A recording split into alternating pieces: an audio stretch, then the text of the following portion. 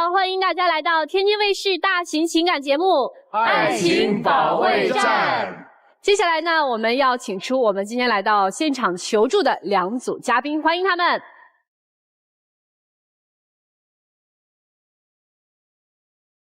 首先要疗愈的是本期第1对情感嘉宾彭先生，44岁，来自吉林；个体岳女士，39岁，来自北京，导游。他们究竟遇到了怎样的情感困惑？你们俩的感情现在存在什么分歧？我着急有个完整的婚姻，完整的家庭，但是他结过婚，对婚姻完全提不起兴趣。我现在兜里钱少，不自信，我想先挣够了钱，再看结不结婚。你最想吐槽对方什么？他觉得我特别好糊弄，还把我当工具人，对我不走心，还让我没有安全感。他特别霸道，还爱攀比，特别自私，从来不为我着想。你们吐槽对方都吐槽的这么真实吗？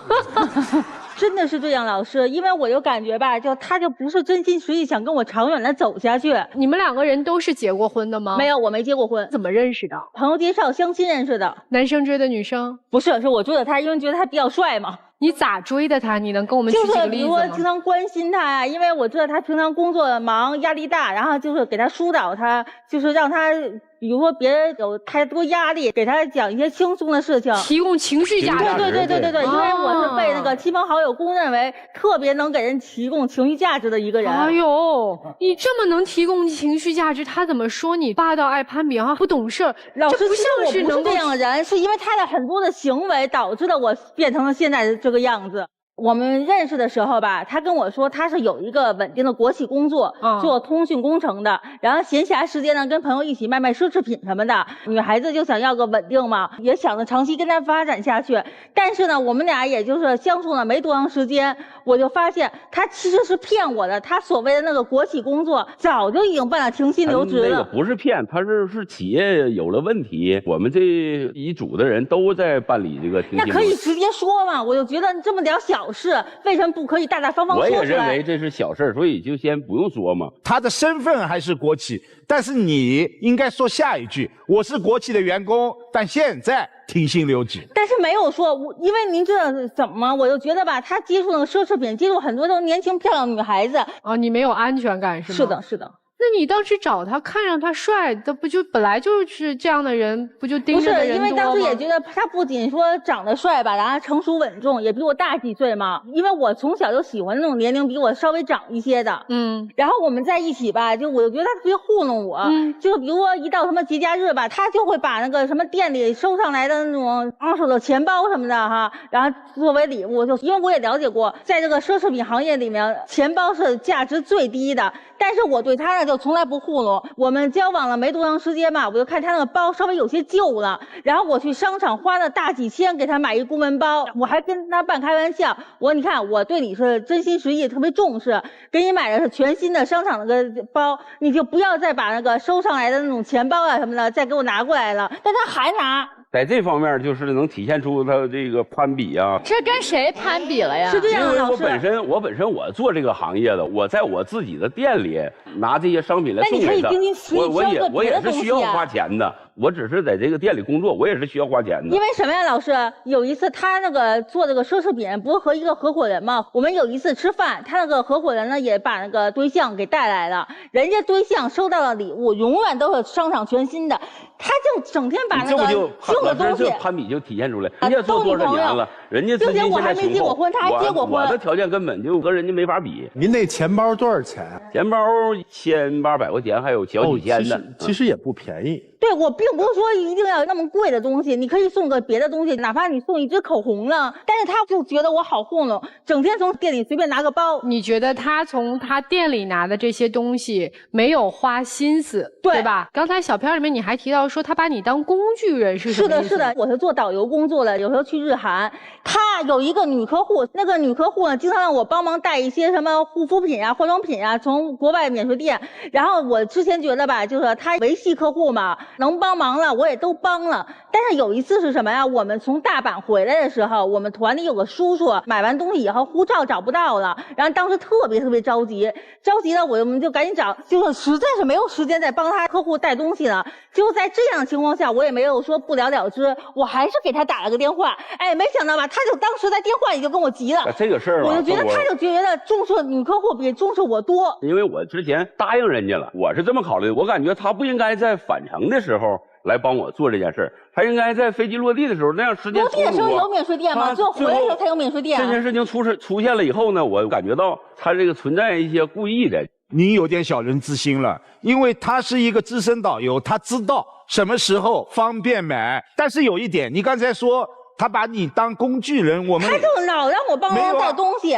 工具人的意思是你需要我的时候我随叫随到，你不需要的时候就理都不理我。我就觉得他觉得那个客户比我重要，然后后来更可气，老师您知道吗？后来他那个女客户就单独请他吃饭，然后呢他当时是跟我说了，但是我个人认为已经平常给他带东西已经在维系客户了，没有必要说还单独吃饭，那活是我一个人干的，那吃饭怎么不知道叫上我呀？你跟这个女客户跟她说带东西，你有说是谁给她带的吗？没有，就是我也想不能说哈。对，我想保留货源这块。那给女客户带东西赚钱吗？有利润吗？赚钱有利润。分给女朋友吗？没有，我给他成本，请他吃饭。那你这真有点是工具人了，你这真是有点工具人。来，逻辑再推一下，你做的是一项业务，这个女客户为什么要请你吃饭？以前有几次我帮他带一些面膜啊，就是价钱比较低的，他给我转过一些红包，我就没收，为了维护客户嘛，因为他有的时候也会在我这儿买一些贵重的。还有什么事情？他在北京不是有一套房吗？然后他把这套房做那个抵押贷款，要扩大他那个奢侈品店。我就觉得这事特别不靠谱，因为我一听到这个抵押贷款这个事儿吧，有阴影。我几年前谈过一个男朋友，当时呢，他就是因为把我们当时也交往4年了，然后也见过双方父母了，本来也是奔着结婚去的，但是呢，他就是偷偷把我们作为婚房那个房去做了抵押贷款，给一个所谓的主播妹妹刷礼物打赏。他就是把这件事情嘛和我这个，那你这个贷款也不靠谱，知道吗？这件事情嘛相提并论了。你那是挥霍，我这是要做经营。他做经营，我觉得就这么按部就班的做就行了，没有必要扩大。他们做业务要扩大经营去贷款，这个跟你有什么关系吗？我就觉得不靠谱，因为他也说过这套房将来如果我们结婚是作为婚房的，但是也不是你的房子呀，你没有这个权利。但是我觉得他没有想过我们的未来呀，就是特别自私。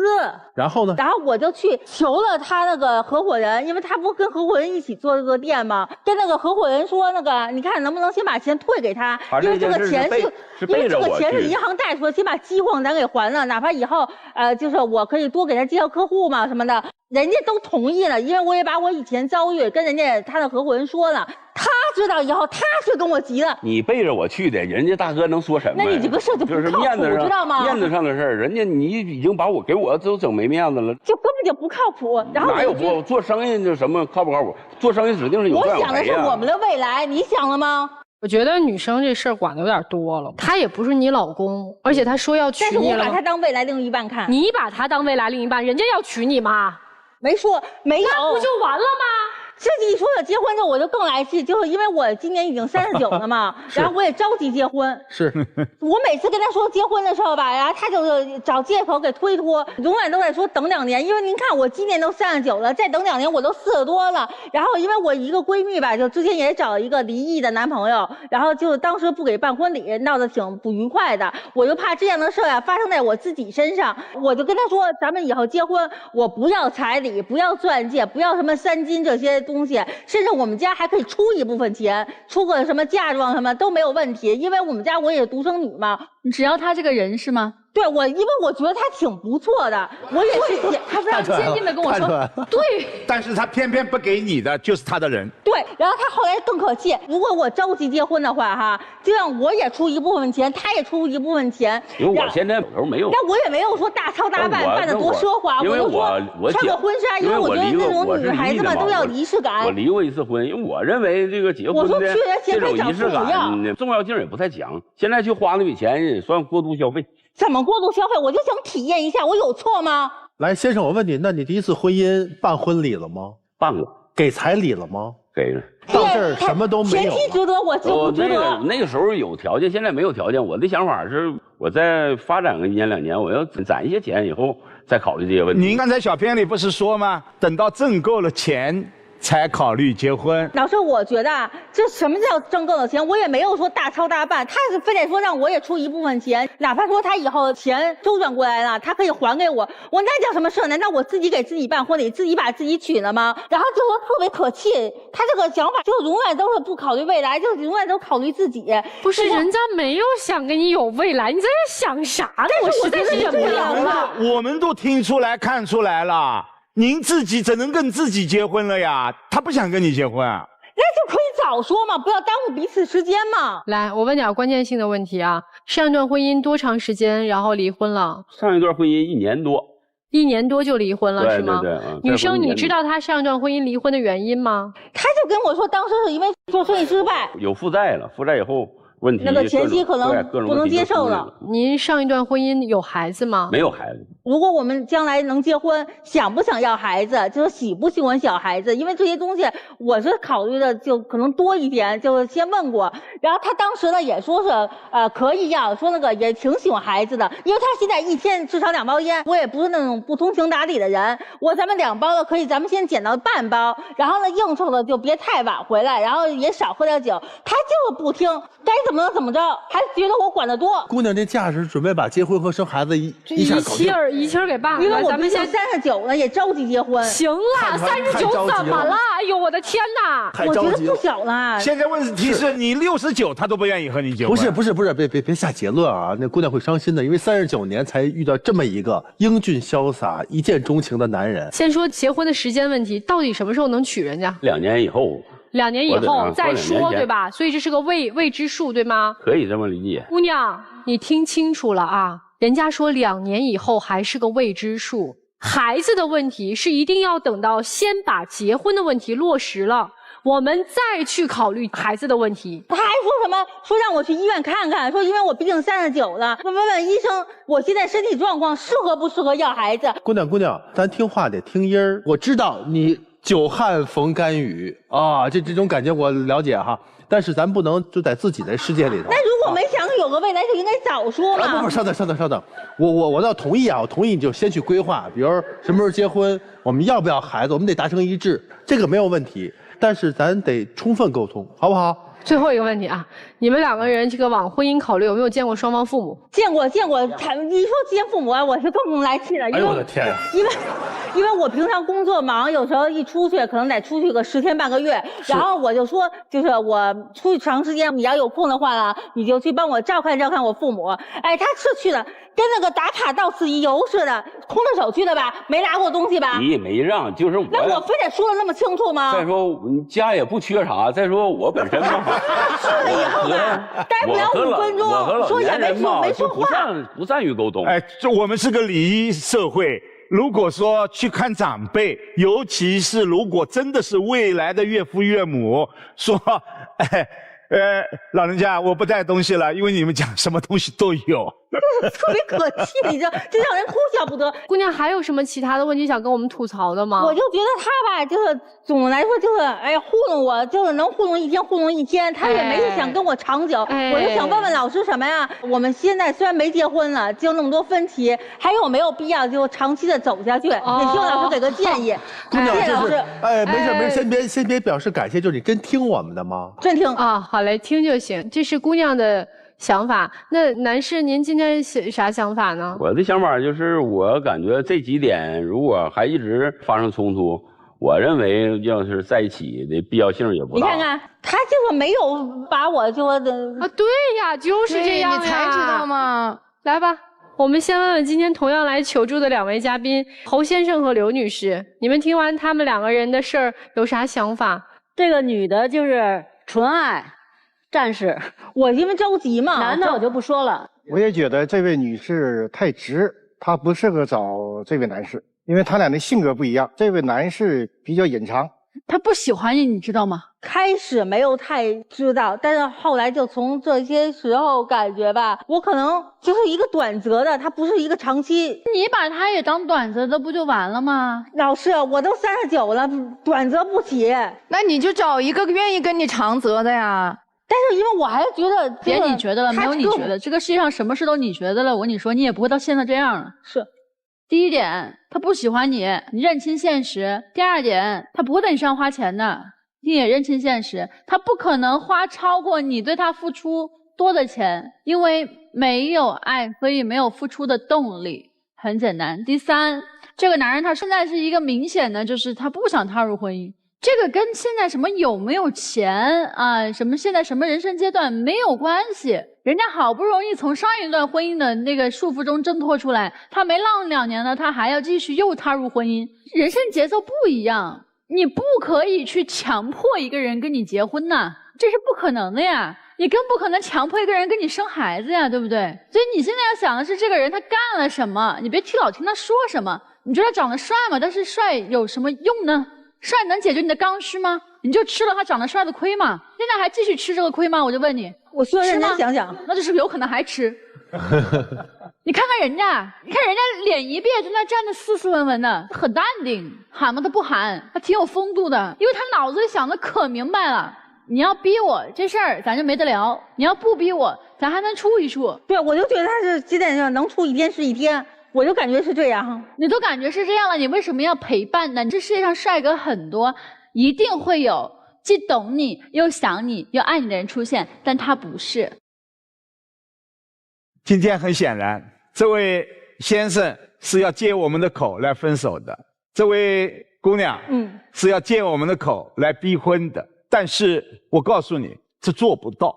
自私是爱情最大的漏洞，它的漏洞很明显。他只会爱自己。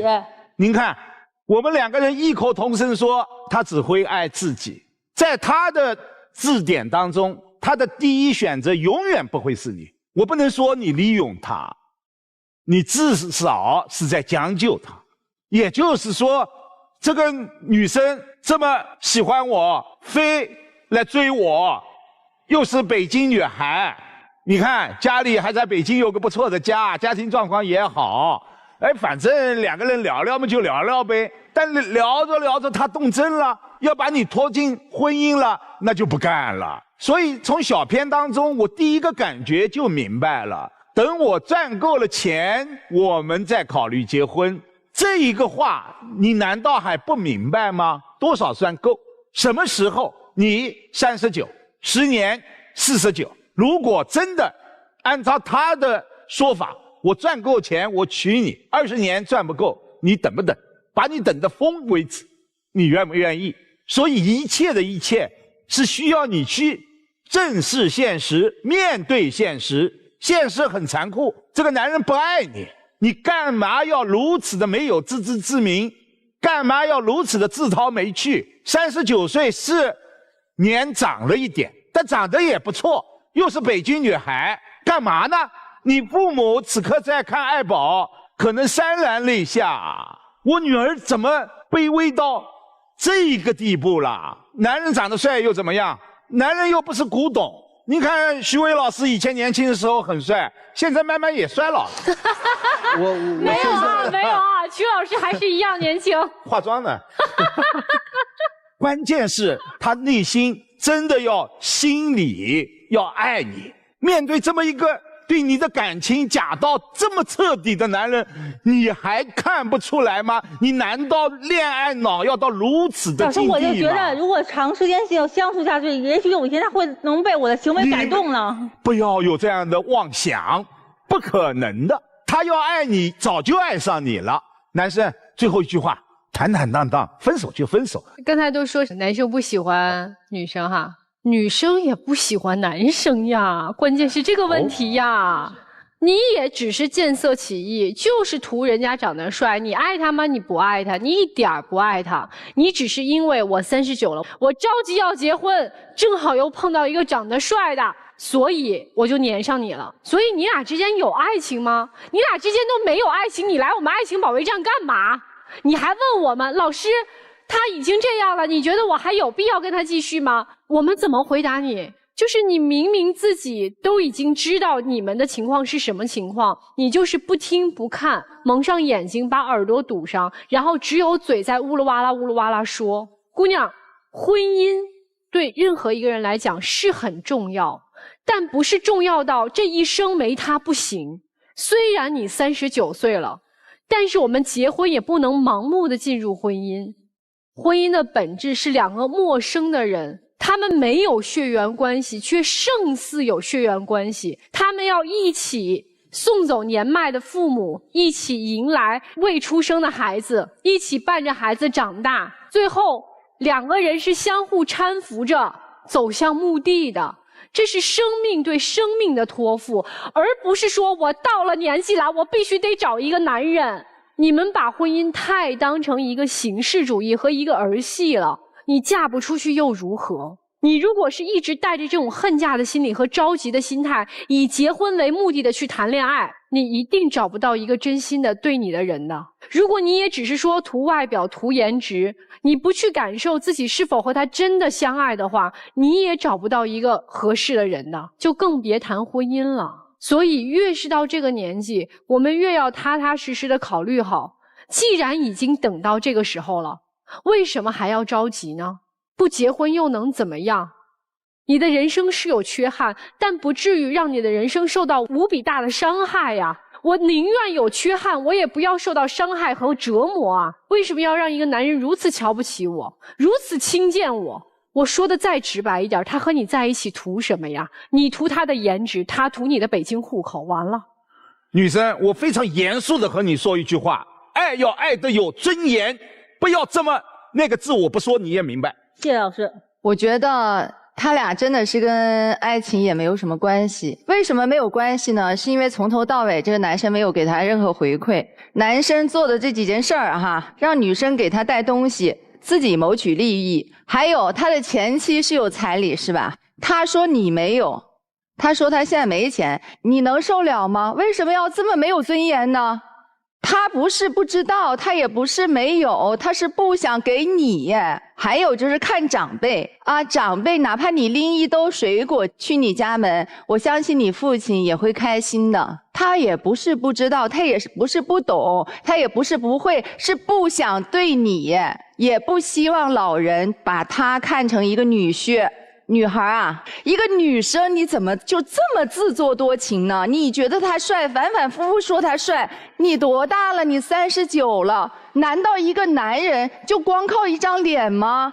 他没有责任，没有担当，没有对你的感觉都没有，没有保护，没有温暖，你可以接受吗？我觉得他从来都没有为将来考虑过一点。但是你可笑在哪儿啊？哎呀，他又抽烟啊，又怎么将来孩子怎么，人家根本1、2都没有考虑，你考虑4、5、6、7、8、9、10，你觉得你是可笑吗？你为什么要成为一个大家的笑柄呢？是不是？无论如何，不管你在什么年龄，女人一定要自尊、自爱、自信，千万不要上杆子，上杆子可不是买卖。你39岁，那是你自己的事儿，不是他的事儿，知道吗？你不用跟他，也不用跟我们这些老师强调，我39了，叫不醒一个装睡的人，我们大家也不知道能不能叫醒。他已经叫过你很多次了。然后呢，就是说，人不是被感动的，是被吸引来的。你不能低三下四的去感动他，你要去吸引那些被你吸引的人。我就想问你一句，难道他不爱你，你感受不到吗？我开始就觉得什么啊，他可能就是那种比较慢热的人。对，你其实啊，不需要我们几个老师说，哎呀，他不爱你，他不喜欢你，不需要，你自己能感受得到。但是你不愿意让自己去不愿意面对这个真相，所以你一而再再而三的放弃了自己的尊严，摆低了自己的位置，然后去追他，去投入他，试图去感动他。你投入的东西不少啊，你的时间、你的精力、你的金钱，还有你的父母，都被你当成了筹码投入了进去。所以说你付出了所有，包括你的工作，对吧？你所有的这些资源全为他所用，你试图说我这么奋不顾身的爱一次，就你以前应该没有这样的感情。没有。投入我一次可以了。就拿文老师的话说，值了。我们每个人都有一个梦，对，我们都愿意去追它。不追之前，我们就是觉得，我不追我会遗憾。我追过了，试过了，不是我的，我们俩不合适，我不留遗憾，对不对？你已经倾其你所有了，没有什么遗憾了，好吗？接下来就该清醒了，就该回归现实了。真相就是几位老师说的，所以说我们不能跟自己谈恋爱，不能感动自己。我们接下来赶紧抽身而出，因为毕竟咱们岁数也不小了。是。我们把的精力啊，把未来的期许，所有的自己的优点，全都给到后面的人，因为你不结束这个，后面人不会来。这是一辆车，对吧？他不下去，别人上不来，好不好？男生不说你什么其他的，就你们俩这状态呀，你很松弛，他没有，他很紧，因为他很看重，你不在乎。我们不爱一个人，不能强迫，也不是你的错，不是错，但是我们做人要善良一些，好吗？我不管你因为什么跟他不说再见，还是我们在利用他，甭管是他的工作，还是他能给你未来什么样的帮助，不知道。但是我们至少我们要对得起良心。一个对你100%投入的女孩，你就忍心这么对待她吗？我们摸摸自己良心。所以说，如果不爱，请别伤害，赶紧走，好吗？谢谢老师们。谢谢曲老师。这是您的北京大哥，他说的话您要听的。我特别理解你陷入到爱情那种感觉啊，特别好，特别好。我们投入过、追过了就可以了嘛。谢谢老师。对，来吧，坐那儿想想老师们说的话，我们交换一下位置。谢谢老师们。大哥大姐来吧。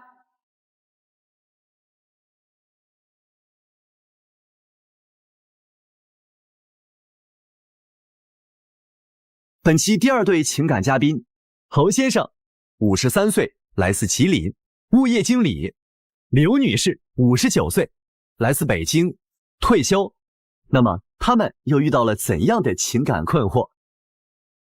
你觉得你在对方心里位置高吗？不高，太低了。需要的时候找我，不需要的时候晾着我，我很卑微。高也高不到哪儿去，他这人太花心了，让我很没有安全感。而且他对我特别抠，总是应付我。你们2个人的感情有未来吗？这个取决于他，我很喜欢他，对他真心实意，但他对我藏着掖着，总是防着我。我目前看不到未来，我觉得我们俩太不合拍了，我又不忍心分开，现在很纠结。哎呦，这还问题不少呢。先说说您2位现在的关系是恋人对吗？对，谈恋爱。然后之前是各自有过一段婚姻吗？对。那你们之前的婚姻有孩子吗？我没有。我有孩子，24岁。结婚了吗？没有，上学呢。上学哈。所以您2位是怎么认识的呢？别人介绍吗？我是他的小区的物业经理。那是怎么就相爱了呢？是一次偶然的机会吧。我们2个同时下电梯，下到底楼的时候，这个电梯门没开。当时我发现他挺害怕，我就安慰了他几句。我说：“那个这位姐姐，你不用害怕，我是小区的物业经理，这个事情我马上就会处理。”我是当时特别紧张，因为我这个紧张是有原因的，就是我有那个幽闭恐惧症。对，完了没想到这次在电梯上呢又发作了，当时就是那个呼吸困难，心跳加速。哎呦！完了，正好我特别巧嘛，就特别幸运嘛。完了，这电梯里呢还有一个物业经理在这儿呢。完了，他呢特别的处惊不乱嘛，有条不紊的就在那儿打电话给他们那个手下人员过来营救，同时呢嘴里还不停的说：“您大姐您别着急，那个什么有这儿有我呢，您就放心吧。”我这个心里就慢慢就落地了，完了就轻松了。在这以后，我就发现在小区里老能碰见他，完了打招呼嘛。完了就加了微信。其实后来我想了想吧，其实在这以前我们是见过面的，只是我没注意过他。现在在一起多久啦？1年多。那咱说说吧，这个小片里面说的这些问题还挺多的。女生说男士花心，老海王。开始的时候我就觉得他这人特别的老实淳朴，又挺爱关心人的，挺有安全感的。后来接触一段时间，我就发现吧，有那个业主群嘛，因为我很少去看嘛，我也家也没什么特别多问题，我就没有怎么上过。后来认识他以后，我就开始上那业主群，我发现他老跟那些女业主啊，互相的那个嘘寒问暖啦，老是在这儿没话找话，老是这个那个老说着。尤其是那个小区里也有些像我一样有单身的、离婚的嘛女业主。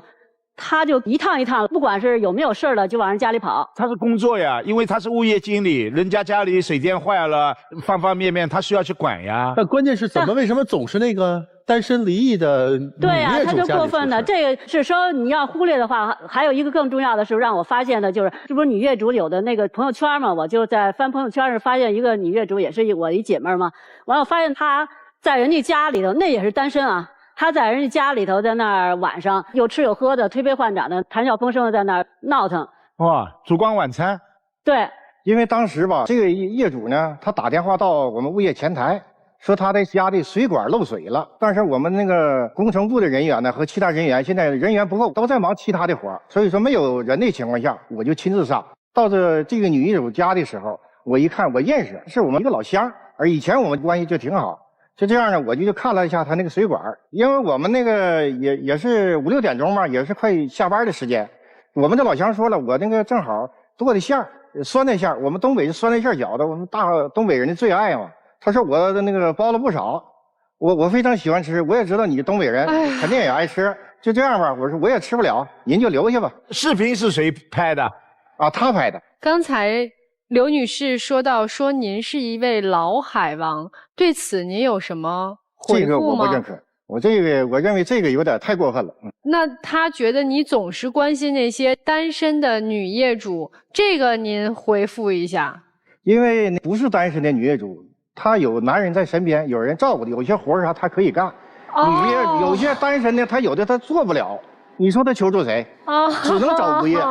物业，我的理解是这样啊，就像我们家东西坏了啊，都是工程部的人来。对呀，物业经理也不会来我家给我怎么着的。但是我们工程部的工程的人以前也不够用。我们只会让等，因为专业的人干专业的事儿，物业经理他干不了。我知道，但是我如果处理不了的话，我就会通知工程部的人，我说你忙完这个事儿以后，马上把这个事儿给我处理了。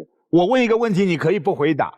和这位大姐恋爱之前，您和业主恋爱过吗？没有。有没有女业主对您有意思的？啊，那有。和您共进晚餐的这位女业主，对您有没有意思？没有，因为我们是老乡，而且还是一个他觉得没有，人家是很欣喜的发视频。我也问过那个女的，我说那个视频的事儿，完了那女的就很高兴说：“你看大哥上我们家来吃饭来了，你不知道啊。”这事儿我们不讨论了啊，都有各自的看法，我们先放在这儿，待会儿每个老师说各自的想法和意见啊。说完他这个花心之后，您还说他特别抠，就是我们俩交往以后呢，出去逛街呀、吃饭呀，每回都是我花钱。我也不是没请过你，情人节我就请了。就说说这情人节这事儿，就今年情人节嘛，他说要请我吃饭，我当时就很惊喜啊，就特别诧异嘛，因为从来没有说请过我。出来以后，他直接就拉我拐弯就去到那个沙县小吃去了，给我点了一个那个葱油拌面，几块钱嘛。后来我就觉得不高兴嘛，后来我就想较一下劲嘛，我说我还没吃饱呢，我说你再给我点一个那个荷叶蒸饺，他就说不行。他想再加一个蒸饺不行，如果再来一份蒸饺的话，肯定吃不了，肯定得剩。我这种人就是比较那个节省，也是跟小时候家庭环境也有关系，也跟年代也有关系。他只是对你抠，还除了你之外，他可能对别人都很大方。你猜对了，他就老给那些就是视频那个女主播刷礼物，几百几块钱的先刷。是什么原因呢？因为我没有什么特殊的爱好，我这个就是看看视频什么的，再就是看看新闻什么的。我当时那天看视频的时候吧，就发现这个女主播她说她的经历的时候非常惨，当时我挺感动啊，我还哭，我还掉眼泪了，我还哭了。她还带个孩子。后来我一看刷了几个火箭，他光强调这个同性亲这事儿，他别的那个女主播视频，他一样刷呀。你就看他你看他眼睛小吧，都说小眼聚光，他那时候他那都放着贼光呢。那你这个时候不攒养老钱啦？这个我也不是总刷呀，大概在刷礼物这件事上花过多少钱啊？1800块钱，1800块钱。刷了4、5次，每次刷他都在跟前。这个我们先把这个事儿放这儿啊。我还挺关心一个问题的，就是大姐是有一个儿子的，对吧？24岁。哎，儿子知道你和他的关系吗？我儿子就去年回来了，回来以后我跟他说的，放假的时候回来的。回来，儿子在哪里啊？我在那个加拿大上学呢。要说他儿子，我们见面非常不愉快。因为他儿子回来的目的是一个是看他妈，另外他也知道他妈处了个男朋友，就是我，也想看看。当时见面的时候，我一想，孩子从国外回来的，我也是第一次见面，我就在北京找了一个挺哇塞的一个酒店吧，叫的所有的菜都是他儿子喜欢吃的。结果他儿子非常不愿意跟我见面，就是不愿意去。来了呀？后来是来了。来了非常不高兴啊！来了以后进屋的时候，我跟他主动出去跟他握手，他没有理我。而且在吃饭的时候，我主动跟他说话，他没有跟我交流的意思，不搭我的腔。过后我跟他解释了，就是头一天呢，他那个学校的给他发了一个通知呢，说他有一科挂科了，他就心情也不太好。我就说了以后，他也来了。是不是还有一点看不起他？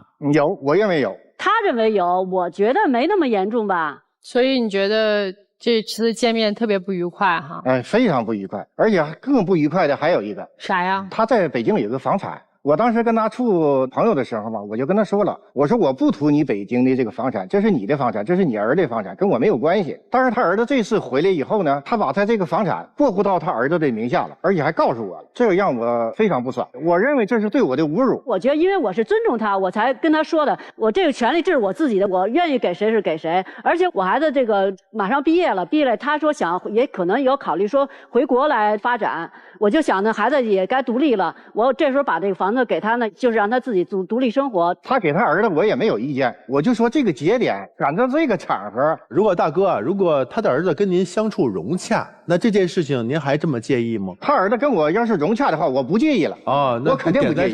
他就是总是跟我这儿子就是较上劲了，他还说我儿子没有礼貌，因为上顿饭不欢而散，结果那钱还是我出的。饭店的钱你就不付了？我当时是生气啊，没忘付了。他忘了。然后呢？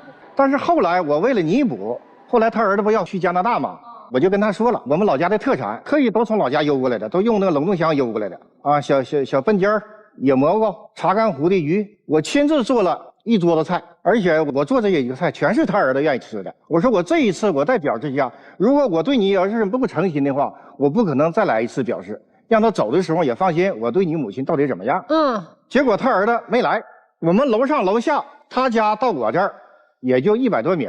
下楼用不上5分钟就到我这儿来，就没来，就不给我这个面子。就是他对你交男朋友这个事情是不是特别反感？他不说，他也没表达。对，大姐这一点你必须要跟儿子有一个开诚布公的沟通。就这2件事儿，一个是第一次见面，一个是这一顿饭，临别饭是吧？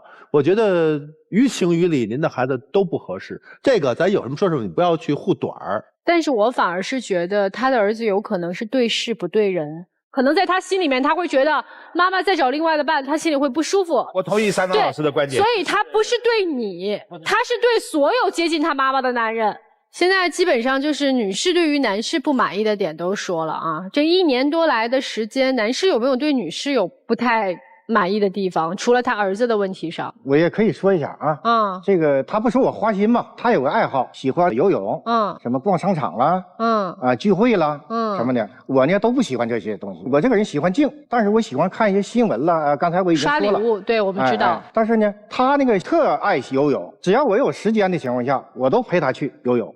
你游泳就好好游，你想要指导一下，你想要让你的游泳知识好一点，或者是技术娴熟一点，你找女泳伴不行吗？专门找那个男泳伴，而且就是那一个人，而且还让人家拍照，给他拍泳姿，我拍的都不行，还得人家拍的好。那个男泳伴在没认识他之前，我就跟人家认识了，都游了10多年了，在那游泳馆，我好多姿势都是人家给我指导的，完了也改得很好的。我也让他去，他说他旱鸭子，他说他不会游，完了我说那你就给我拍个视频吧。他拍那个视频就是模模糊糊、晃晃悠悠，老这么晃悠，拍得不好，我就又让人家拍嘛。其实我就觉得他就是心里有气，他就心里不平衡。换成您，大姐，您心里平衡吗？老师，在泳池里边，咱说穿的少，他俩在一起就是教的时候挺不方便的嘛，是吧？方便，那小腰掐的，现在那姿势我都没法说了。所以大姐，这是你游泳的时候，你能穿棉袄下去啊？我认为我觉得挺。你认为，就像你认为他在女业主家吃饭有事儿，他自己觉得没事儿，那么游泳这件事儿也是一样，你觉得不介意，但是他介意，这就是恋爱呀。恋爱不就是在一起，我们要相互考虑对方的感受吗？要都是以我自己为主的话，那大家都别谈了，自己跟自己谈不就完了吗？我是想让我们更多的话题。如果他要是觉得介意您跟男泳伴这样的一个互动，你会为了他去改变这件事情吗？不太会吧？您这个跟大哥认识之前就已经和这个男泳伴已经在学习了，对不对？1年多了还没学会？不是早就会了呀，全泳都会了。哦，对啊，会了，你们俩为什么还要老在一起？他每天锻炼呀。去锻炼的这个状态可跟大哥描述的可不一样。我觉得他是夸张了，不是，咱们别觉得锻炼互动什么，说说话就行了，有什么交流？没有什么交流。他游的这个姿势不对，他这上手啊，那个1年多了，这姿势还没改过来呢啊！所以大姐这游泳这事儿，对有问题，这有点。我没觉得他有夸张的成分。那今儿来我们节目是想干嘛？就是你看我们俩这段时间那个矛盾重重。矛盾也不断，现在已经也掰扯不清。我们俩现在就是说不了，一说就是顶牛。他老说我冷落他了啊，他非常冷落我。现在打电话也不接，原先游泳还叫我，现在旅游去、游泳去、是聚会什么的都不叫我。所以今天您是想来问问女士，这是啥意思是吗？这么冷落您？我就想问问他，对我还能不能像以前那样？女士，您有什么目的呢？我就是觉得我们俩的情侣关系没法再升温了，走不下去了，我就想冷处理，因为也尝试过沟通嘛。刚才也说了，您其实已经想好了，就是你们2个人是要分开的，对吧？我还是觉得有点不是特别的忍心吧，因为我觉得我也快60的人了，就是有点不舍，但是也没有说的我必须要去努力什么的，我还真好像做不到。这不行啊，这必须要给人家一个答案，是分还是合呀？我承认我感情上付出的没有他那么多吧，我可能就金钱上付出的多，但是感情上我承认他比我要那什么。接下来我们听听老师怎么说。我想问一下大叔，你今天是想来挽回还是想来谴责呢？我就是2个意思都有。那我现在跟你说，你既挽回不了他，你也谴责不了他，为什么呢？第一点，他对你的新鲜感过去了，因为本身呢，这位女士，你们俩的关系她是处在高位，尤其就是这个姐姐一看，我感觉她也是受过高等教育的，就是这种女性更容易上头，因为她对这种美好的期待啊、期悦，她会有向往，而且她足够有能力为自己的上头和冲动去兜底，这是第一点。第二点就是她的儿子是真的不喜欢你，而她是真的爱她的儿子，这点也没有错。这个东西人之常情，无可厚非。我觉得就很简单，您呢就非常体面的，他这些话也说得很明白，你就跟他说一声谢谢再见就可以了。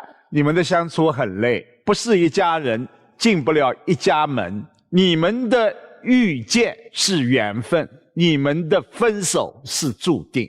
我们不去说那一些琐事小事，很显然你们2个人过不到一起。人的性格可以有差异，爱好可以有不同，但在恋爱当中，3观很重要，认知、感悟、解读方向，你们都合不了拍。你们2个人很显然似乎是2个世界的人，尤其是都已经50多岁，大姐将近60，这个年龄的人面对这样的一些理解、认知的差异，并不是我们通过努力他就可以去和解的。为什么？他已经定型了。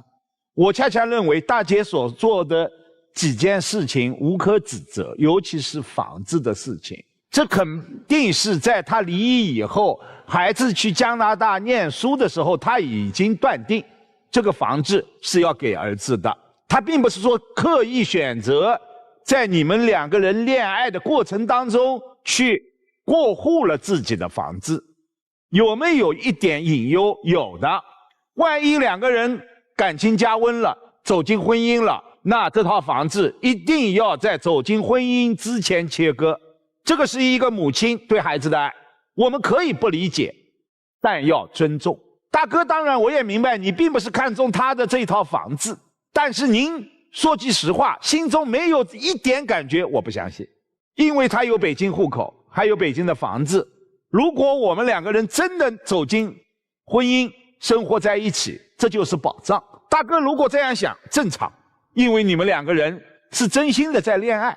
但我还是这句话，走下去很难、很苦、很累，就像一双不合适的鞋套在了你们的恋爱上，每走一步，接下来都会痛苦。因为大姐对你的以前有的那一点激情荡然无存了，这是她的善良，不想伤害你的自尊、内心、面子，所以今天来得很好，都是成年人，该说破就说破吧。大姐，你说是不是？对，我就说以后，我就觉得就是不要让他就是伤害到他，完了别记恨这事儿。大哥没有这么脆弱，大哥是物业经理，您放心，水电都能做，怕什么？是吧？分就分了呗。我就说2点，第一点，我觉得不管是年轻人的恋爱，还是中年人的恋爱，还是老年人的恋爱，我们都要遵循一个原则，就是真诚。因为如果连恋爱这件事情我们都不能敞开心扉和不真诚的话，那人生还有什么事情能真诚呢？你们在恋爱的过程当中都各自有各自的隐私空间和自由度，这个是没问题的。但是既然选择和一个人共同前行，那么就势必要放弃其他的曾经同行的那些人。我们不能因为说我们俩反正近期也没有什么结婚的打算，都这把年纪了，就是大家只要在一起开心就好了。那如果是这样的话，你们完全可以不用确立恋爱关系。因为既然是恋爱，如果是爱的话，我们一定是以对方的感受为这件事情的衡量标准。比如说男女之间什么叫越界？越界不是说您定义或者他定义，越界是我们的另外一半，他来定义这个行为，他觉得是否越界。这是第一点。第二点，刘女士一直在说，因为毕竟我也舍不得。您的这个话很暧昧，什么意思呢？分开我觉得有点可惜，因为此时此刻可能分开我自己会难受。不分开吧，我觉得我们两个人又没有什么进展的空间了，那么我就慢慢冷淡。可是这对他来说，你需要我的时候喊我一声，你不需要我的时候人都不见了。我觉得不管怎么样，我们要本着对其负责任的，对恋爱负责任，对另外一个人负责任的态度，谈就认认真真的谈，分就彻彻底底的分。成年人最大的伤害是，我明明已经不爱你了，却还不跟你说分手。至于儿子的问题，我觉得您确实要好好跟儿子沟通一下。至于儿子到底是对人不对事，还是对事不对人，你心里是明镜一样。所以呢，可能您不太愿意说，没关系。但是如果儿子是对事不对人，反而通过这件事儿，我觉得正好是一个契机，可以跟儿子敞开心扉，好好聊一聊。对于妈妈未来的生活，你有什么样的建议和想法？因为毕竟有一天他也会成家立业，到那个时候，如果他再出来阻拦您的话，或者说他有什么其他的想法，您未来如果真的再遇到一个特别合适的人，那也是一个难过的关和坎儿。我这番言论只代表我自己的个人意见，不一定对。我觉得有些事情吧，真的是看似一件小事，但是实际上它能够看透很多事情。很多事情呢是恨不在大小，在于伤心。对，就是这位男士，他以养老的名义，以养老的理由极度小气，小气到让我挺发指的，真的挺不可思议的。这女方花钱你不会计较什么，你也没算过，然后你算得清清楚楚的是一个特殊的日子带她去吃了一碗沙县小吃，6块钱的蒸饺为小，但是折射出来的你对这个女人到底上不上心，你对这个女人到底有几分，你有多么小气。在这种情况下，说你节省吧，你给人家女主播，哎呀，又擦眼抹泪的，然后还要给人家刷上千的礼物，让你这么上头的是什么？让你这么澎湃的感情是什么？比这个女人还要重要吗？这是没有分寸感啊！然后去帮人家女户主，然后还要留下来。男人和女人是不可以单独留下来去喝酒的，知道吗？很容易出事的。还有就是儿子的事情哈，儿子可能对你这样的态度是他的儿子的不对，他可能也没有教，但是你没有试图缓和和这个儿子之间的关系，因为什么呢？你也没想缓和，你连账都没结，是不是？还有就是房产的那个事情啊，就是他告诉你，但你真的没有知情权，你又凭什么要计较呢？你说我不介意啊，我也不介意，我是谁呀？我为什么要介意啊？你这句话就轮不到你说，这是我最开始对你的想法。然后对于这位女士，我突然一下感觉180度的转变，我突然觉得你俩还是有可以相处下去的地方。就是他说你跟那个有媳妇儿的男士穿的泳装，对吧？两人还搂着腰，1年还没学会，又拍照又没干嘛。我当时一下就秒懂了，真的是不是一家人不进一家门，我嗅到了别的味道。所以接下来是我的想法，我的意见，就你俩千万不要分手，好好处，特别般配，特别好。这心理学有一个现象叫吊桥效应，说的是什么呢？就说的当一个人啊在经历刺激和紧张，比如说过吊桥的这种场景的时候，他的心跳会加速。如果此时边上有一位异性在，他就会有一个投射，我的心跳的加速这种生理的反应啊，是这个男士吸引力浪漫吸引我导致的。再加上如果此时你遇到了一个困难，他给予了你帮助和依靠踏实，这种极大的一个反差使你感觉到我爱上这个人了，这个人会给我安全感，因此才有接下来的这些你们之间的1年多的相处。但实际上在我的理解啊，大姐你并没有做好再婚的准备。如果你做好了再婚的准备，你做的非常重要的一件事情是什么？先和孩子充分的沟通。这次的见面，你的男朋友和孩子见面，你一定非常重视，你做足了铺垫，以确保这次见面是开心愉快的。但你好像并没有。同时在发生了如此不快的场景之后，你没有做任何的补偿，你没有心急，你没有觉得很严重，你没有迫不及待的要解决这个问题，反而你做了一个什么？安抚孩子的一个表现，你把房子给了孩子。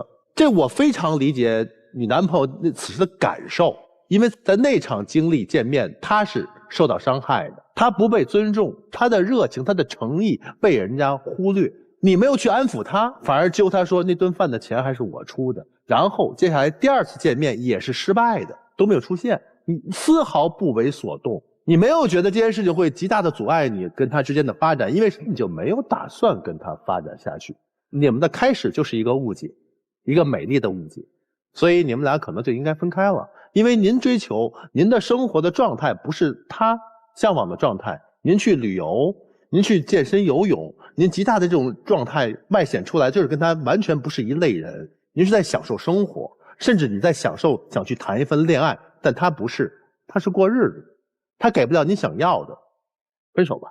那么接下来时间留给你们2组嘉宾，请你们回到我们的门后好好想一想你们接下来如何选择，好吗？谢谢你们来到爱情保卫战的舞台，谢谢你们。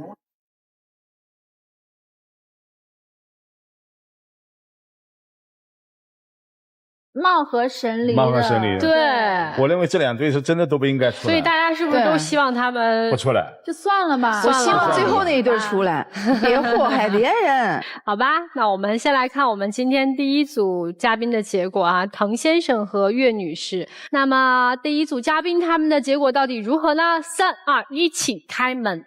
别出来，别出来，别出来，别出来，别出来！没了。哦，好。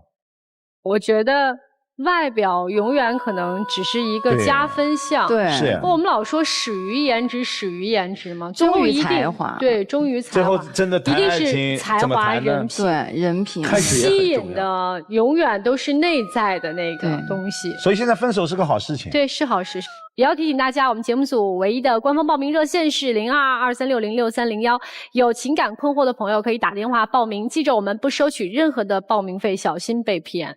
我们揭晓第2组侯先生和刘女士的结果，3、2、1，请开门。啊，有，没有吧？没有，好，哦，好。爱情是折磨人的，但是就我希望他俩出来，但是你那个希望也是反的。对，对，就是他们2个人真的合不来。